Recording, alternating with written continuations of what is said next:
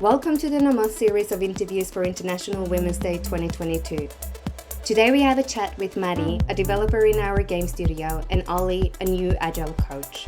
We talk about life, work, and everything in between. So very briefly, Maddie, tell me about your past, where you were born, where you grew up, and a bit about your family, please. Yeah, sure. I was born in Sydney, grew up in the Blue Mountains.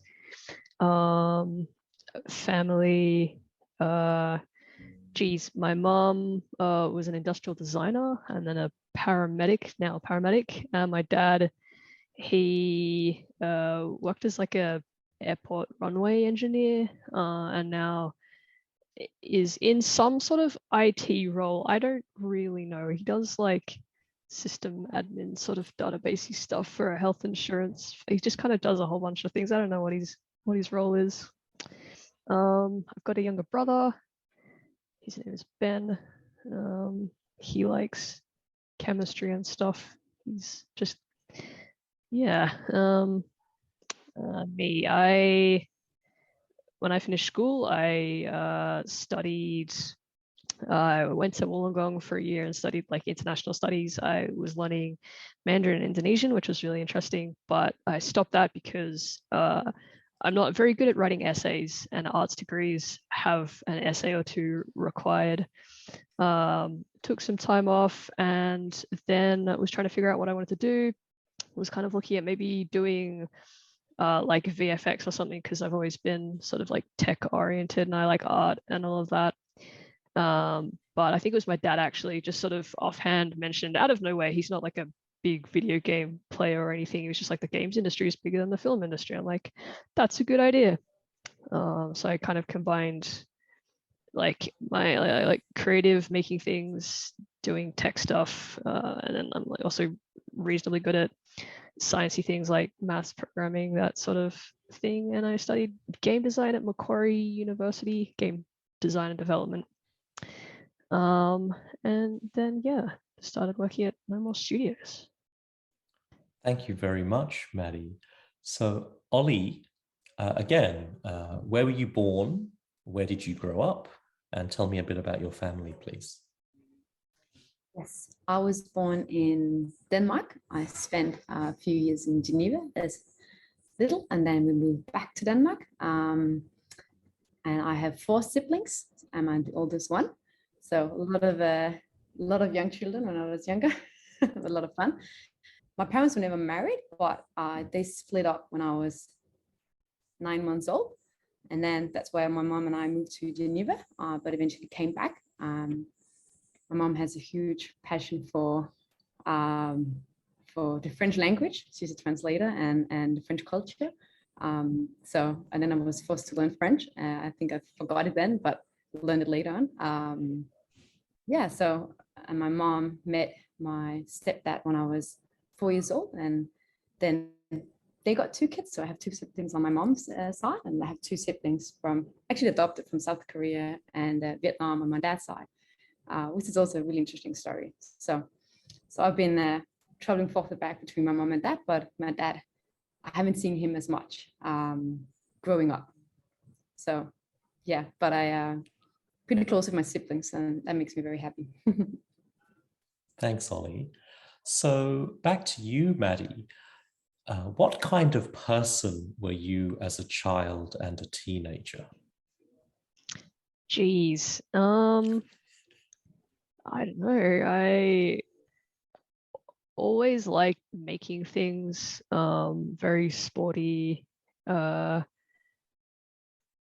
lots of sort of like random creative projects. I'd always try to, like, if I was doing some sort of assignment at school, try to figure out a way to make it more creative. Like, I don't know, like claymation stuff or just large dioramas. Always been very like, I think I'm quite a cautious person, a bit quiet. I don't like sort of like breaking rules or making people angry or anything. It's a huge question, right? It's difficult to answer in one sentence. I was not as shy, very extroverted and outgoing. I before I went on full on swimming, I started swimming when I was young, and started swimming a lot when I was 7. But before that, I tried to I did a lot of swimming, and then I did some drama.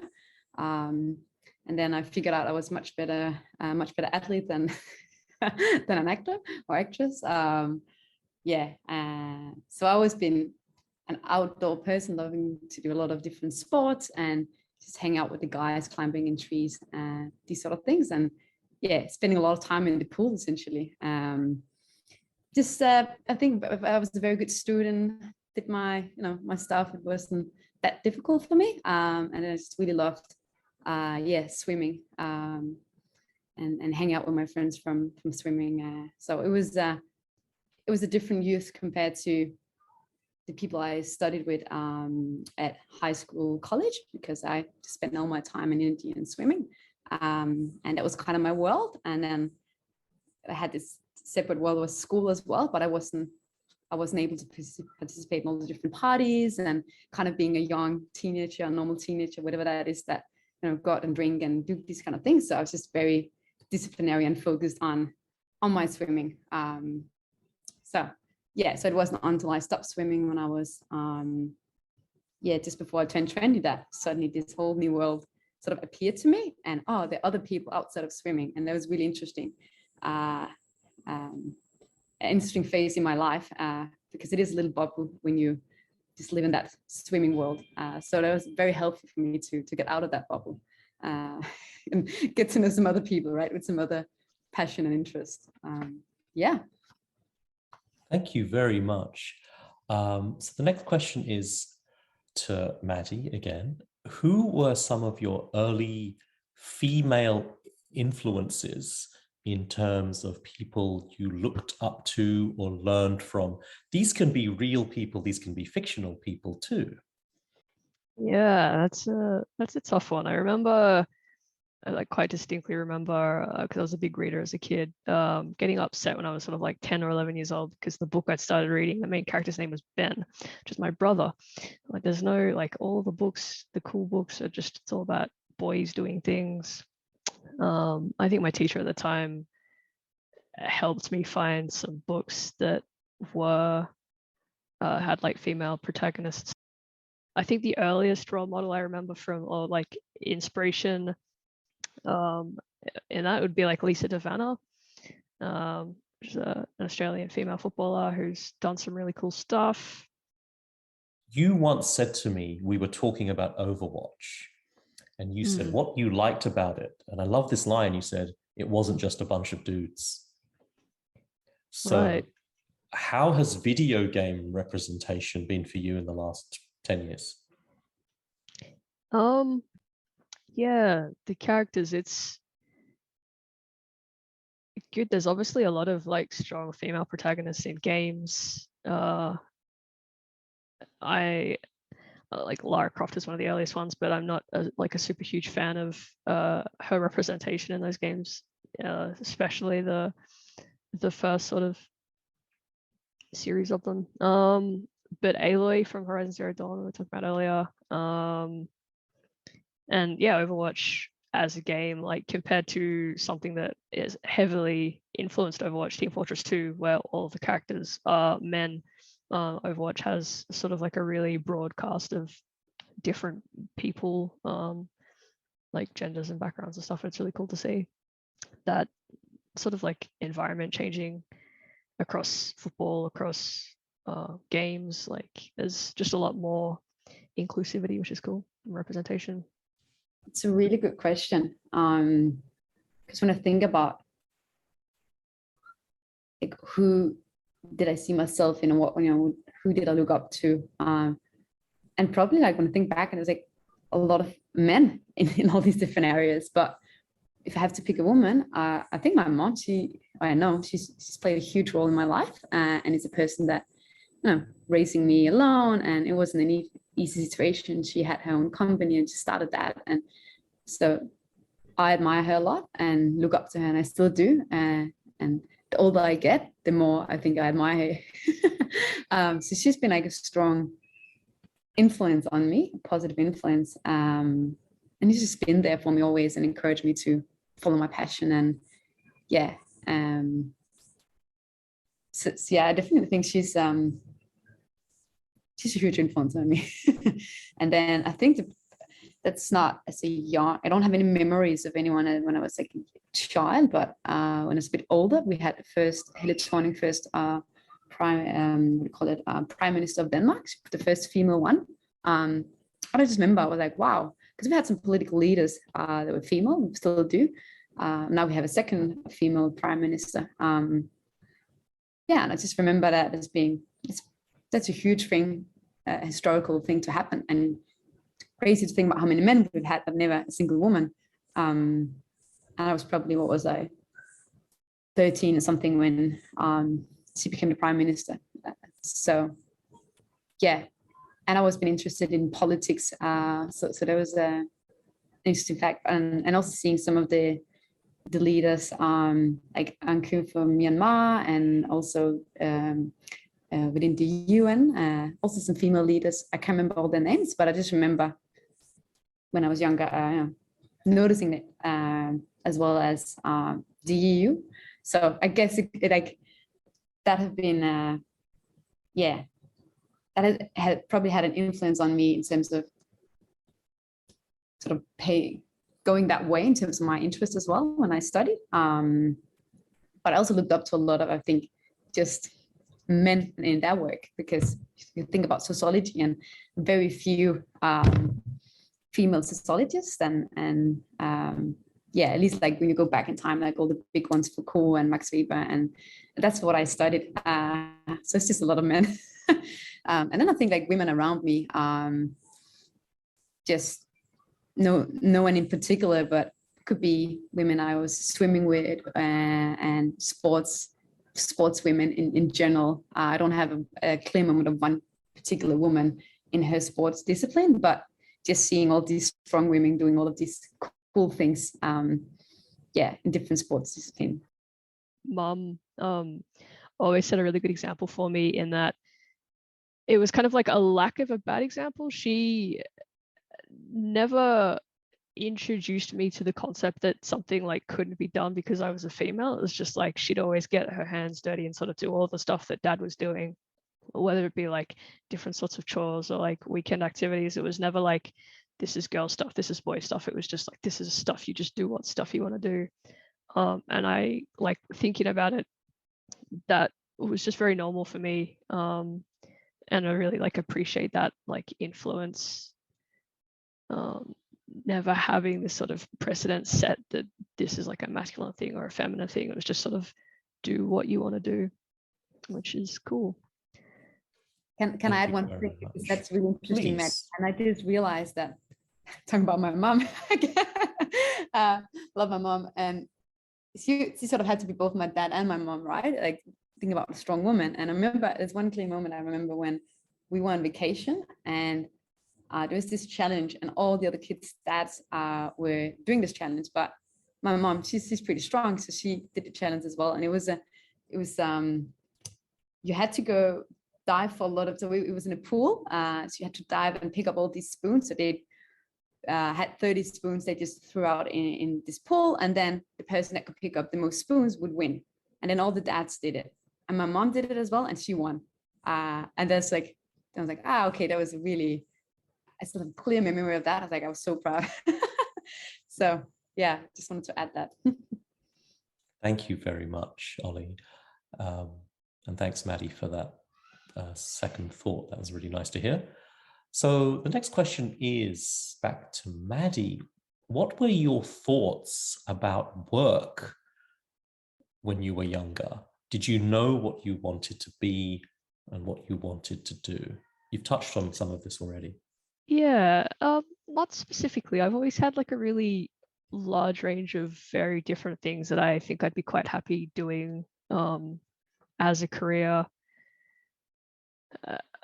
Just sort of in various different fields. I was interested in maybe joining the Navy as like a diver or something. I considered being like a paramedic.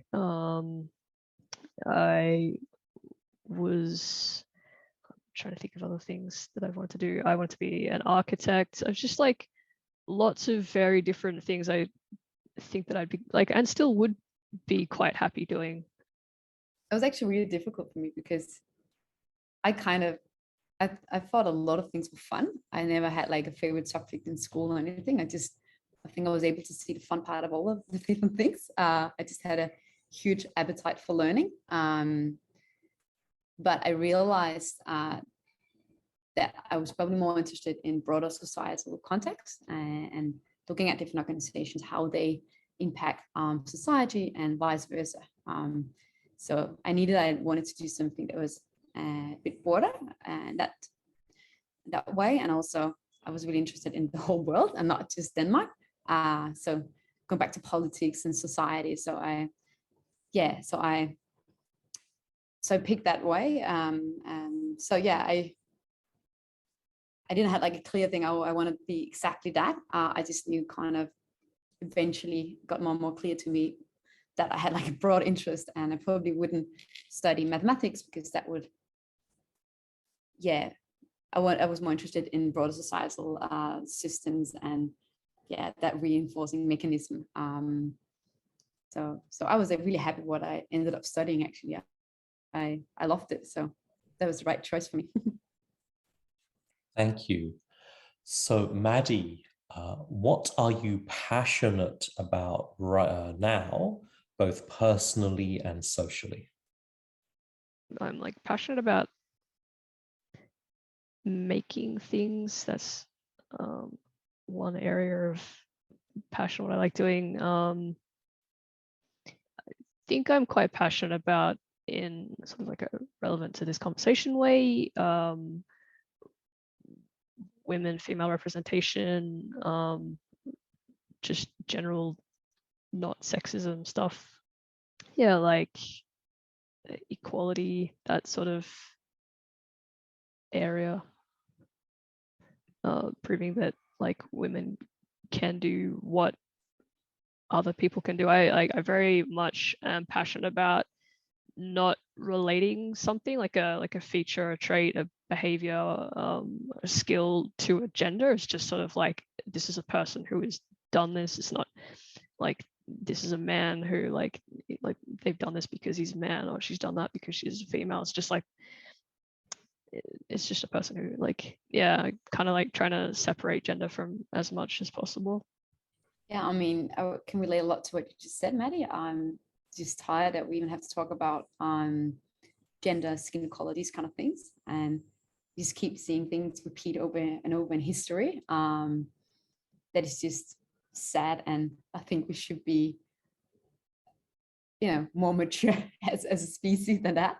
And that's something, it just makes me really sad. But I'm also very passionate in terms of seeing how we can positively influence that and hopefully move on and be part of that, because I think a lot of things are happening right now, and that's very exciting as well. A lot of opportunities as well. So I see a huge potential. And in general, I'm just very passionate. I have deep interest in people. It sounds very cliche, but I love to help people. I love to connect people and see people grow. And if I know that I can have a positive impact on that, that makes me super happy. So I guess that's the ego boost I get. If I can help someone, then that makes my day. So that's both like more on an individual base, but also what can we do as an organization? What can we do, as a whole in our ecosystem and these kind of things. And I think Amos is a great place to be to start something and to have that impact, because we do touch upon a lot of different organizations and people's life, given the fact that we are a consultancy. We meet a lot of different people and from different areas of the Australian society, and maybe also some international companies as well.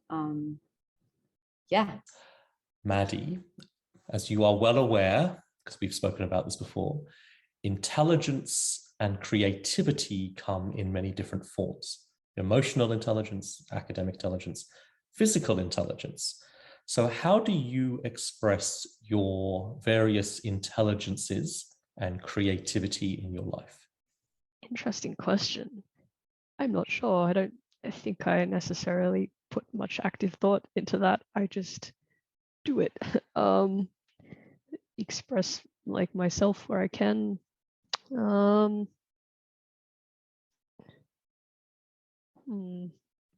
come back to that one. Yeah.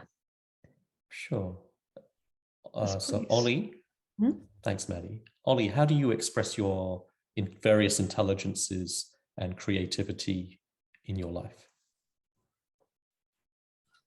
Some deep questions. My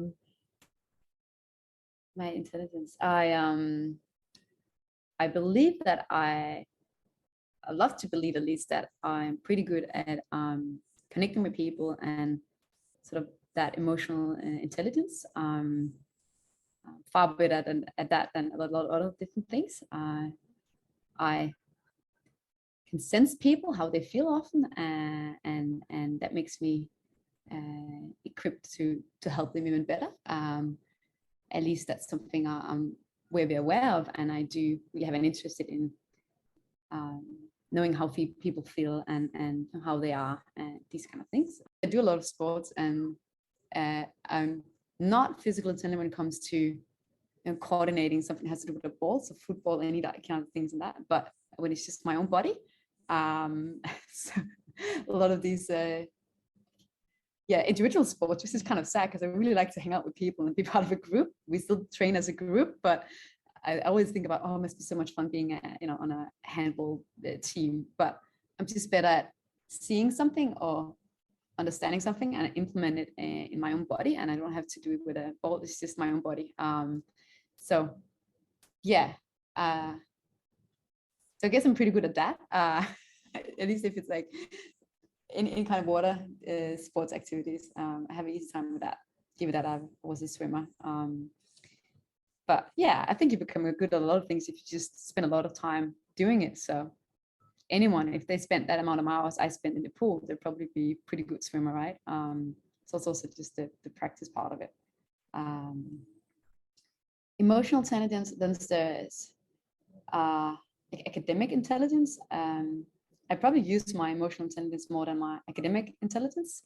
I probably put that first and prioritize that part. And I think I'm just more passionate in sort of keep evolving that part, but it's still improving my skills in that part. But I still find it very interesting, like to still connect to, it's a kind of interrelated to me. I think I'm really bad at just memorizing stuff.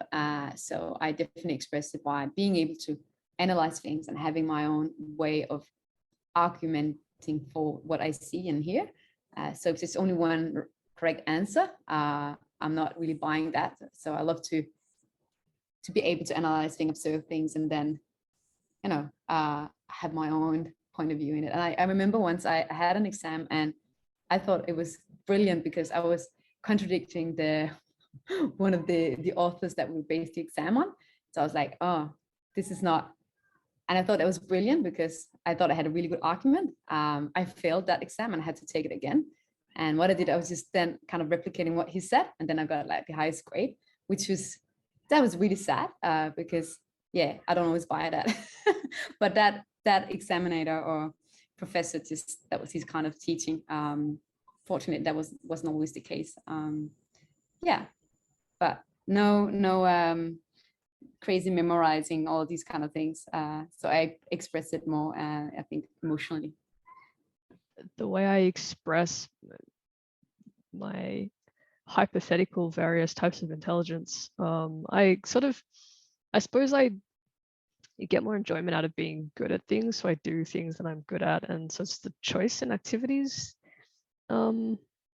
are like my way of sort of expressing my intelligence. Like the various sports that I choose to do might reflect different types of like kinesthetic sense or physical intelligence. Like the work that I have like diving into is a lot of sort of like problem solving. Sort of observing things and trying to figure out how stuff works and how to make it work better. Yeah, I guess that's sort of, I'm not entirely sure that's the answer to the question you asked, but I suppose my choice in what I do, because I'm unfortunately really bad at being bad at things. I just like avoid things that I'm bad at. What's working really well for you right now in your life? What is working well for me in my life? I think there aren't many things working poorly. I'm enjoying my job a lot. I'm quite like passionate about what I'm doing. It's lots of fun. It's a good amount of challenge. It's really satisfying. What isn't working super well is my ability to resist eating lots of oily pasta. Trying to like clean up my diet a little bit and doing okay, but it's the gnocchi that's getting me. Yeah, I think I'm sort of enjoying things at the moment, being reasonably active. I think I'd like to be doing more different sort of sports. I'm like the opposite of you, Ollie, in that I like team sports and ball sports. So it's kind of hard for me to like engage in that without having a team to play lots of those things. But I'm still doing like lots of like climbing and walking and bits of like swimming here and there, which is good and makes like a big difference to my state of mind and like ability to focus and stuff. Yeah. I mean, it's been an adventure moving to Australia. Just been here for a few months, and I like adventures. So that's really exciting, and meeting a lot of new people. Joined Nomas not long ago, so I feel like I'm just learning a lot.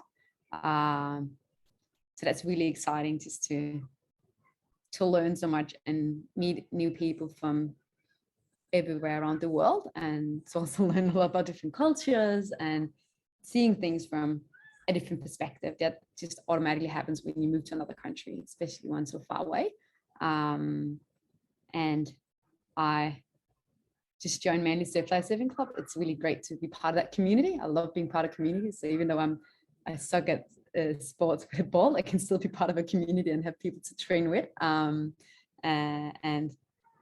yeah, so I just enjoy meeting new people and socialize, and that I've been able to do that more lately than 2-3 months ago.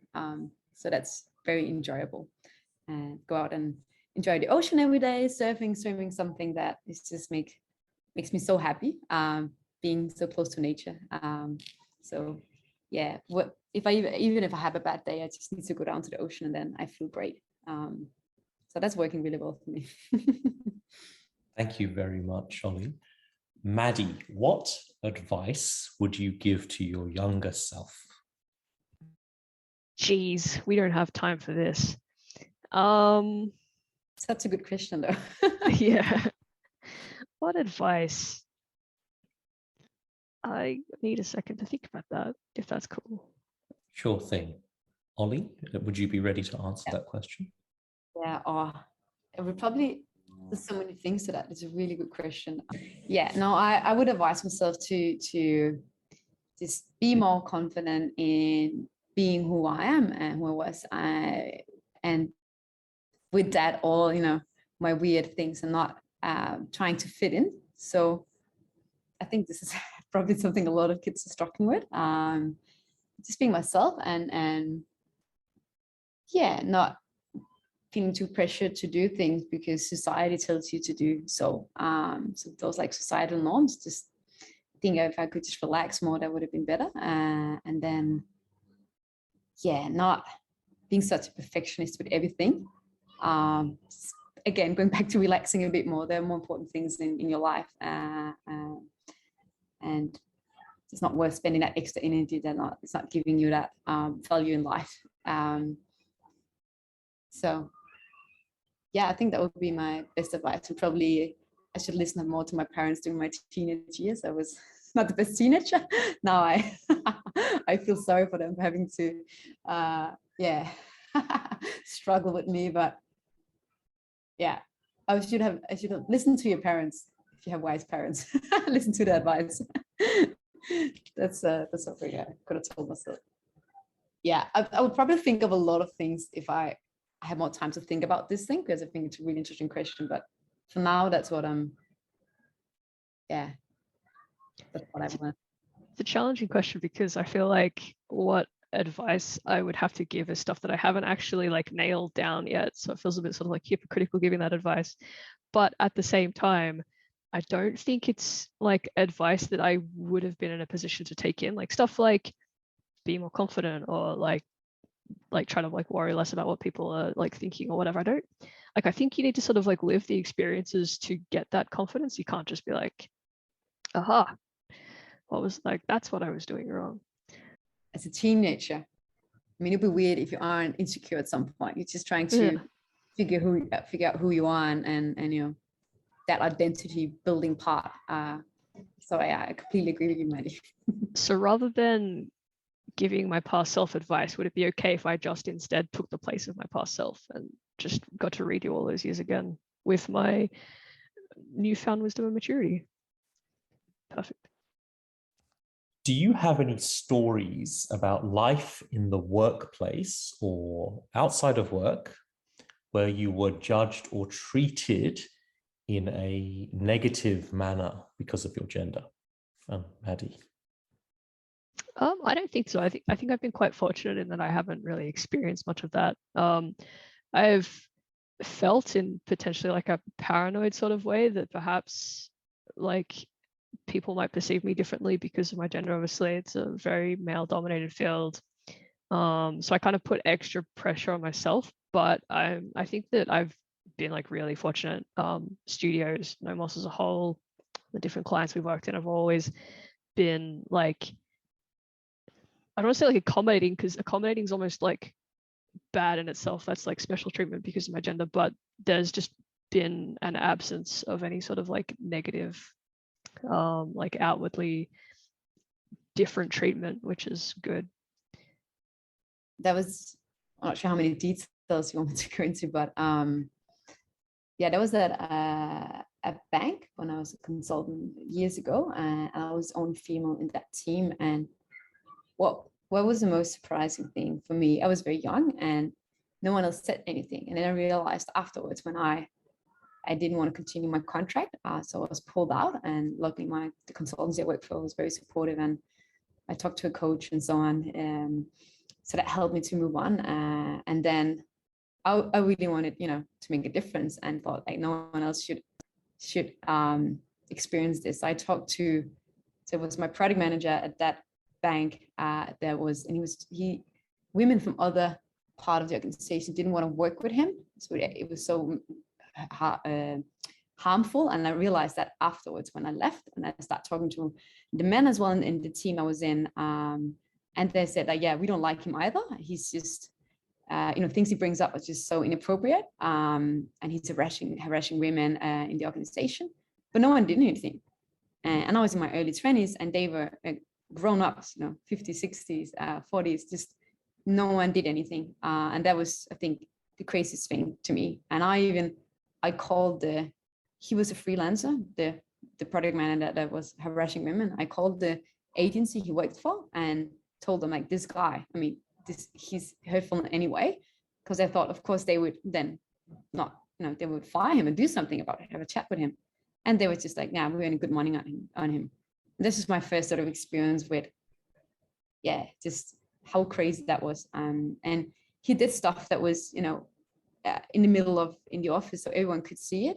He would pull me aside and talk about that I should dress less colorful so I could fit into the banking world if I wanted a future there. And everyone could hear that. He would show things on his phone that is very inappropriate, and no one said anything. Everyone had the chance to do something, and no one did anything. And I think if I didn't have that support from the coach of the consultancy I was working for, the consultancy and so on, I mean, it might have been way more damageful than it was. So yeah, that was very, crazy to me that no one did anything. And when I was growing up swimming as well, that was also a crazy just world, because the coaches were there, they could see everything. Again, no one did anything, and it was not just me, a lot of girls, at a very young age, just experienced a lot of like things that were just considered normal, like body harassment, because you're all walking around like almost naked, right, in your swimsuits, and you just get comments on your body like that was perceived as being normal. The coach didn't do anything, and I know a lot of my friends, female friends, they suffered and still suffer today, so many years after that, because it's just, yeah, it was terrible for them. And to me, it just made me really, I always had like a quick answer back. So I just had to kind of break that down afterwards. Like, why, Olivia, you're so kind of aggressive? Like, I'm not aggressive, just always expect the worst, kind of, because I was so used to whenever some male figure would approach me, I was just ready with an answer. So yeah, I wouldn't have to take that conversation further. So that was a journey for me to just, I guess, not be so, expecting everyone wanted to confront me with something inappropriate. So it was not a good industry, and I know a lot of things have changed since then, and they've been addressing it even more. But yeah, I think it happens in a lot of different, whether it's a workplace or some sports, the sports industry. And I've had other experiences similar to that, and I have friends and that have experienced things that are just not acceptable. And yeah, it shouldn't happen at a workplace. But I wish we could do something so when you see these things happening, that everyone feel like they can do something and support these people, because that's so crucial to move forward as well. Make sure this doesn't happen, because if you're the one that experiencing that harassment or whatever it is, inappropriate comments, it's very difficult to, I think, do something always, especially if you're young and you're, just, new at the workplace, or no one does anything, and the coach or the manager for the team, those that are supposed to protect you and do something, doesn't do anything or don't do anything, then you might think, oh, that's because it's an acceptable behavior. So that becomes the norm. So how do we change that so that's not the norm? We shouldn't talk about how people dress or their bodies and these kind of things when it's in a hurtful way. Oh my God, but I could talk forever about these kind of things. The sadly still happened, are happening. Thank you. I'm so triggered and I'm so sad that this is still happening. A recent McKinsey report, again, for I think the 5th year in a row, highlighted the importance of allyship in supporting women in the modern workplace, especially women of color. So what are your thoughts on how men can ally with women to create a better world? Yeah, if I may start, Maddie, that's one of the biggest challenges as I see it, because equality, whether it's, just seeing everyone as people, right? We don't care about skin color or gender or whatever, should be a concern of all of us. But it seems like initiatives I've involved in the past, it's really difficult to get men involved. I don't know if they're scared or what it is, and that's part of, it makes it difficult maybe to understand the gravity of things that women experience if you're not part of those conversations. And the signal it sends as well for women is that, well, that men might not care if they aren't involved in it or they don't do something. As I said earlier, if you just witness something and no one does anything, what kind of signal does that send? I think that's a big part of it, is like understanding that women have different experiences, whilst then attempting to practice not like treating women differently. Like, it's a kind of a hard thing, and almost like not paradoxical, but like can you treat this person with a different experience, a way in which will keep them comfortable without like treating them differently. Like I'm just trying to think, like, for example, I was working with someone last year, and they'd kind of start a lot of the meetings just by saying like, oh, hey guys, how's it going? But then be like, kind of stumble over himself and be like, oh no, I mean like guys and girls, like I don't want. And like I was the only female there. I'm like, I literally call a group of 4 females guys. Like it's just, this point is just a gender neutral term. Like he was trying to be like very aware and inclusive and stuff by correcting his own mistake by saying guys, but that just made it such a bigger deal, and it was just very awkward in the end. It was just like, just guys is fine. Like, and I suppose that's also like a person to person thing. Like maybe someone would feel uncomfortable if they were in my position. It's tricky trying to accommodate everyone, and but yeah, it's about acknowledging that people have different experiences to you and trying to do as much as you can to help their experience become more like yours, like to help them feel like included and wanted and like allowed to be there. I think that's part of it, just feeling like they are accepted in this place. That's such a good point, Maddie, because I don't think I know any woman that wants to, you don't want positive discrimination. Actually, you don't want to get hired or whatever because you're a woman, because they need to fill up the quota. I think that would be the worst, right? Again, you want to be hired or promoted or whatever based on your skills equally to any other person. And I think that's part of why it can be very difficult to navigate for a lot of men, because I think most men have they want to do the right thing, but how do they do it? And I think sometimes, we're going to make a lot of mistakes. Everyone will do that, but just getting involved and not being afraid of making mistakes, because it's worse to do nothing. It's what I'm thinking. So maybe the reason why men won't get involved as much is because they're afraid of doing the wrong thing. Could be. It's a lot of like, not like cancel culture, but like this fear of doing the wrong thing, because it is a lot of social issues have a lot of very intelligent people like commenting on them and sort of saying how to act and what you should do. And when you hear it, it's great, but when you're like in the spot trying to like think of it yourself, you're like, what is the, like, it's just like a landmine, like a minefield, just trying to figure out exactly how to go about and get the best result. But it's tricky. Ollie, this one is to you specifically. As an immigrant to Australia, has anything surprised you about gender differences here compared to your home country? Yes, a lot of things have surprised me. I thought of Australia as being a Western country. I didn't know how different it actually is.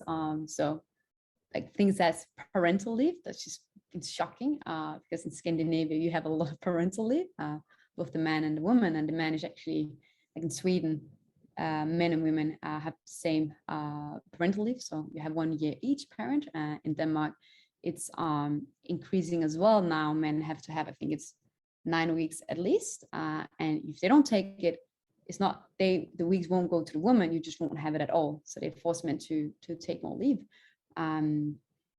So things like that are very shocking to me. And I think also some norms in terms of, I see more women, I think, in society in Denmark doing things, and here I just, like the public figures just seem more male dominated. I haven't been here for too long, and then and I see more men getting involved in female initiatives in Scandinavia. It's still not ideal, but I've worked at a place where men had initiatives just themselves to promote or to address gender inequality. And that's something I haven't seen here. So they don't have as much fear, it seems like, to get involved in these kind of discussions. And I see more staying at home dads in Scandinavia, and it seems less, it's not a shameful thing. So it's just, yeah, in many ways more equal than here. And it's not a given that the woman is the person having to clean the home and be the, staying at home wife. And I hear now, when I just talk to people, I met a lot of women and they work part-time so they can take care of the kids. And in Denmark, I just heard that from men as well. And I haven't heard as many men here. I don't think I met a single man actually working part-time so he could take care of his kids. So yeah, in many ways, it feels like I kind of been, just Australia's a bit set back compared to Scandinavia. It's like, okay, that's maybe where Scandinavia were many years ago. So it's really interesting to observe the differences. Yes, I'll stop myself now. Sure, we could keep talking. We have talked about this privately. Maddie, do you have any reflections on that? Australia struggles with a lot of things, man. Don't get me started. Ableism, sexism, transgenderism, Indigenous rights, don't get me started.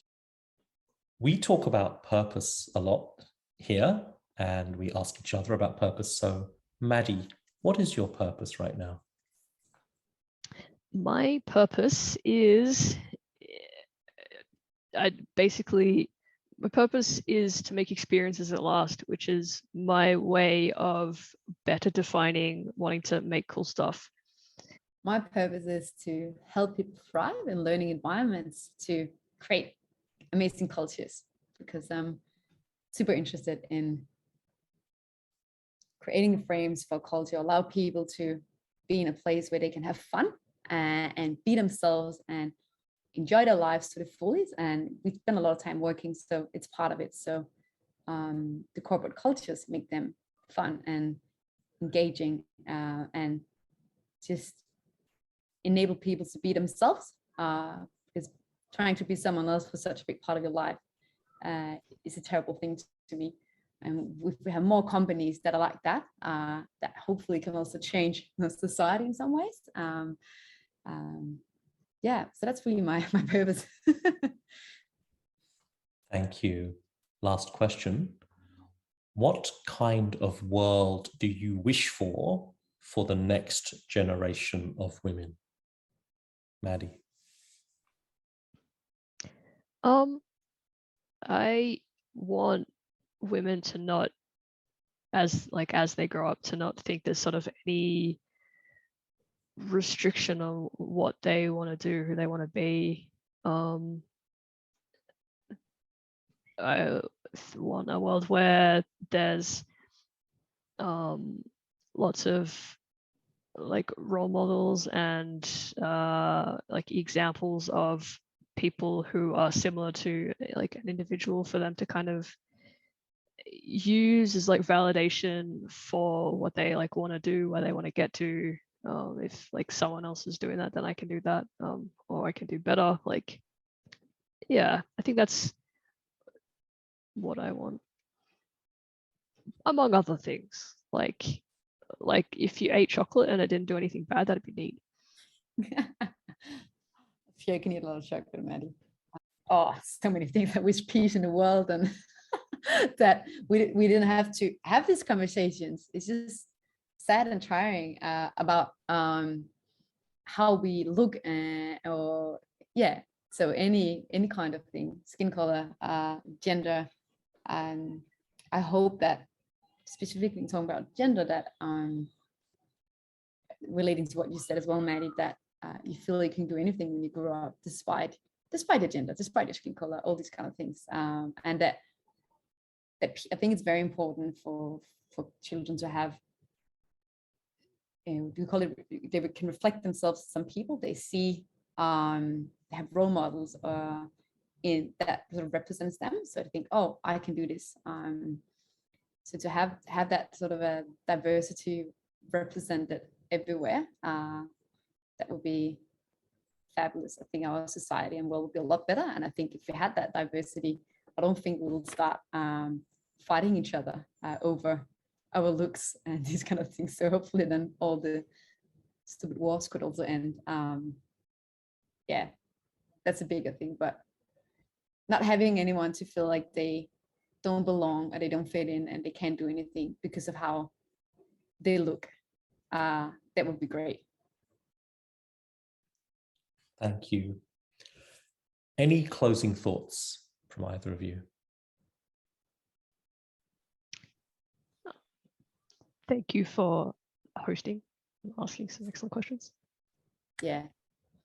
It's got me thinking a lot. There's a lot of stuff I probably remember like tomorrow. Oh, I want to add this and this and this, but Already, just like Yeah, going right? back over the past questions, like, could be doing better. Thank you both very much for coming to today's interview, and I look forward to hearing more great ideas from you both. thank you so much for Thanks. having us on. And thank you, Maddie. Yeah. It's been Thank you. good stuff.